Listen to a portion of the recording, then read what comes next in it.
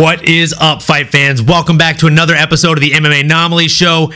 In this episode, we are going to be going over the MMAnomaly awards, which are, of course, voted on by the fans on Twitter. Jumping right into things, in the first category, we'll be going over the best UFC debut of 2022.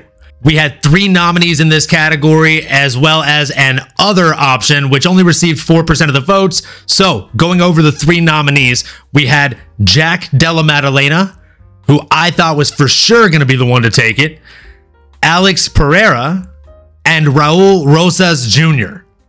Coming in first place by a whopping 44% of the votes, we had Alex Pereira himself.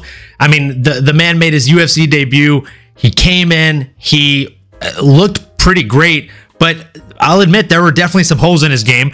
He was given a title shot against Israel Adesanya and ended up proving to be the boogeyman himself, the nemesis that people had talked about him being for Israel Adesanya. He came in, he beat him, he took the belt. So definitely why people thought he had the best debut of 2022. In the next award, we had the best MMA moment of 2022. Now, the nominees for this one were not just UFC nominees, so we'll go ahead and jump into those. We had Demetrius Johnson, aka Mighty Mouse, seeking his revenge and getting the finish via knee KO over the very same opponent that knocked him out with a knee in their last matchup. We also had Adrian Yanez going in against Tony Kelly and just absolutely blasting him. And if you know the backstory, there was a ton of, racist remarks going back and forth and things like that. And everybody was very, very happy to see Yanez get that finish, I think. We also had Islam Makhachev finally getting the chance to fight for UFC gold, not only winning it, but doing so dominantly and then getting the gold strap wrapped around him by his mentor and basically non-blood brother, Khabib Nurmagomedov. And then the last nominee, we had Leon Edwards post-fight interview after winning the belt himself, just grabbing the mic and having such a memorable moment, yelling, "Pound for pound, headshot, dead. Look at me now." I mean, it was just such a beautiful moment. And I mean, we all know who ended up winning this one. Come on. It had to be Leon Edwards with that post-fight interview. I mean, it was absolute gold. The odds that I couldn't do it. Look at me now. Look at me. Pound for pound, headshot, dead. That's it. If you didn't get chills during that, you didn't know anything about the build-up and you're possibly not a fan of MMA. And in the next category, we have the best MMA performance of 2022.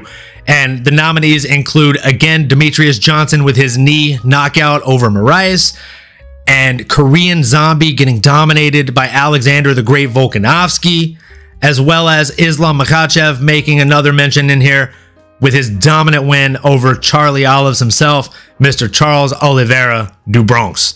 I'm shocked it ended up actually being a tie. I didn't think any of these were going to be ties, but here we are. We have a tie on our hands. It came down to Alexander the Great Volkanovski's dominant win over Korean Zombie, tying up with Islam Makhachev's dominance over Charlie Olives. And honestly, I'm not mad at that. They were both extremely dominant wins, and I mean, it's hard to argue. Alexander Volkanovski always looks absolutely incredible, and he looked extra special against Korean Zombie. I mean, he looked extra special in all of his matches this year, let's be honest. He made it look much easier than the last 2 fights whenever he had that third matchup over Max. It was no different over Korean Zombie.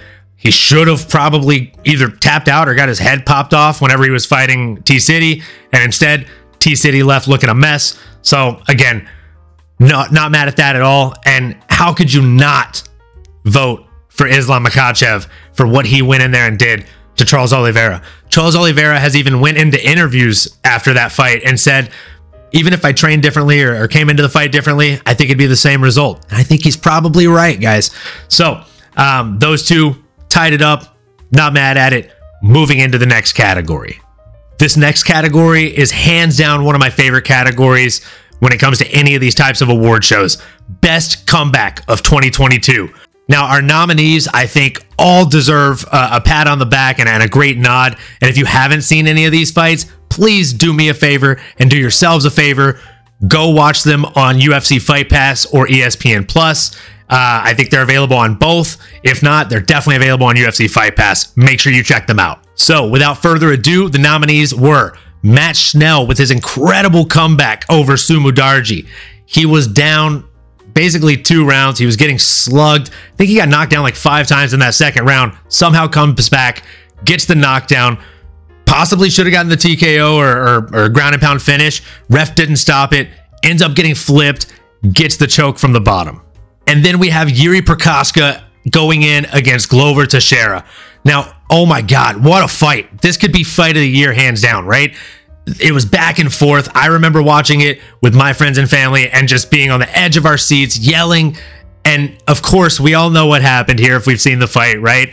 Yuri was down. He was getting beaten. He got rocked. Looked like maybe he was even out on his feet.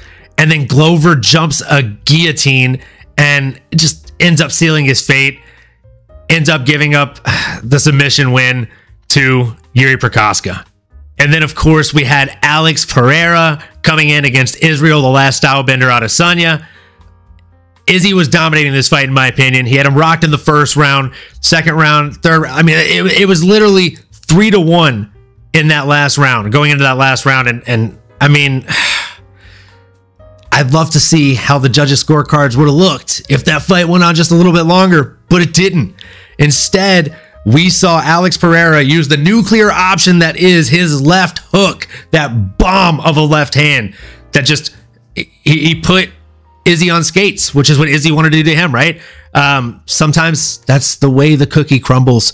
And of course, the last nominee is Leon Edwards being down possibly every single round of the fight. Actually, I think he did win the first round, but being down most of the fight, about to lose a dominant decision loss to Kamaru Usman, and instead throwing up that head kick heard around the world. Pound for pound, headshot, dead. Man, what a moment. I had chills. Even just talking about it now just gets me pumped up. I'm probably going to go rewatch it after I film this episode, and that is why all of you fans on Twitter ended up basically voting for Usman Edwards too, which got us a crazy 53.8% of all of the votes in the category. In the next category, we've got the best submission win of 2022. And the nominees are Yuri Prokaska with his rear naked choke submission, that Hail Mary play against Glover Teixeira after Glover was definitely winning on the judges' scorecards going into the finale of that fight. What a comeback win. What a submission win. And then we had Islam Makhachev getting his win over Charlie Olives. Again, he knocked him down. He made it look easy. Unlike most of Charles Oliveira's opponents, when they knock him down, they give him time to recover due to being afraid of the Brazilian Jiu-Jitsu threat that he presents. However, Dagestan ain't got time for that. Dagestan ain't worried about that. And Islam for sure wasn't scared of that. He jumped on top. He made it look easy. He got that tap. And then we also had Paul Craig going in against Nikita Krylov. And I don't know why I did Krylov with the Scottish thing too. But anyways, that was a fantastic comeback submission as well. He always ends up seeming to pull it just, out of his butt, for lack of better words. He always gets knocked and rocked and then comes back and somehow pulls it off, right? Except for his last fight. But either way, fantastic submission for Mr. Paul Craig. And who could forget, last but certainly not least, Jessica Andrade in that standing choke. Oh my gosh, it was beautiful. It was beautiful. And it's also the first one that I believe we've seen in the women's divisions. So amazing job, amazing finish. And that's probably why, ladies and gentlemen, boys and girls, we have another tie for first between Yuri versus Glover with that Hail Mary rear naked choke, and the ladies getting it done. Girls get it done. Here we go. We got Jessica Andrade with that standing choke over Amanda Lemos. Just again, what a great job from both of these fighters getting it done. Andrade, again, just made it look super easy. She stood her up against the cage, got the choke. Beautiful images were taken. I mean, like, Really epic photos from that fight. And then same thing, you got Yuri Prokaska with his forehead literally just split open.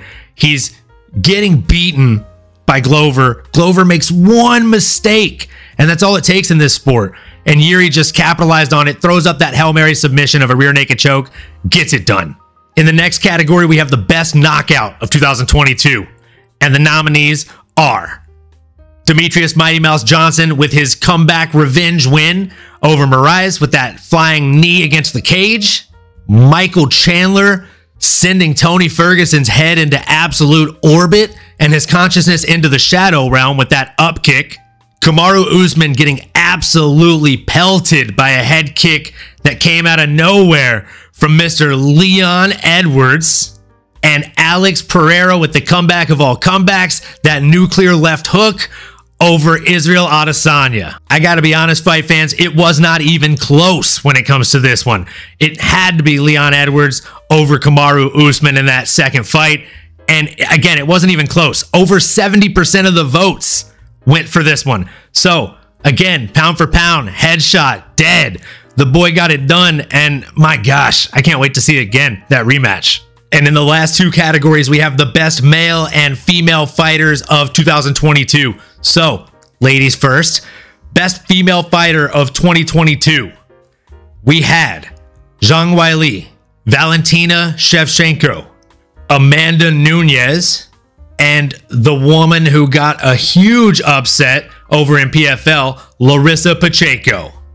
By a landslide vote of 68.8% of the votes going to Zhang Weili for the winner. She came back, she got it done, she got her belt back, and honestly, I think she'll probably remain a dominant champ for some time now. And in the best male fighter of 2022 category, we have Islam Makhachev, Alexander the Great Volkanovski, Khamzat Chimaev, and Alex Pereira.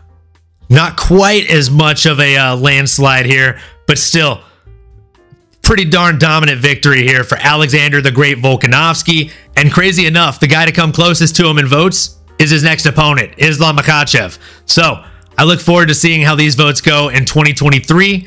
And I look forward to seeing all of your comments in the comment section below. Let me know if you think the right folks won. Let me know how you would have voted if you had voted or if you did vote. And if you're not already, make sure you follow me on Twitter and all other platforms at MMAnomaly. Thanks again, fight fans. I'll see you in the next episode, and Happy New Year.